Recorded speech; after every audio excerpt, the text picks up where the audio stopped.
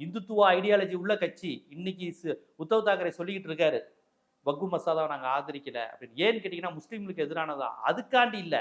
முஸ்லீம்களுக்கு எதிரானதுங்கிறதுக்காக நான் வக்கு மசோதாவை எதிர்க்கல. இது இந்துக்களுக்கு எதிரானது. ஏன்னா இவர்களுடைய நோக்கம் தர்கா, பள்ளிவாசல் இந்த மாதிரியான விஷயங்களை குறிவைக்கிறாங்க. அதை நிலங்களை குறிவைக்கிறார்கள், லேண்டை குறிவைக்கிறான். அவனுக்கு இந்து முஸ்லீம்ங்கிற வித்தியாசம் கிடையாது. சிவசேனா உத்தவ் தாக்கரே சொல்லி இருக்கக்கூடிய விஷயம் ரொம்ப ரொம்ப ரொம்ப முக்கியமான விஷயம்.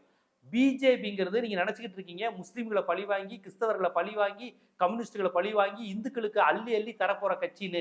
கிடையவே கிடையாது.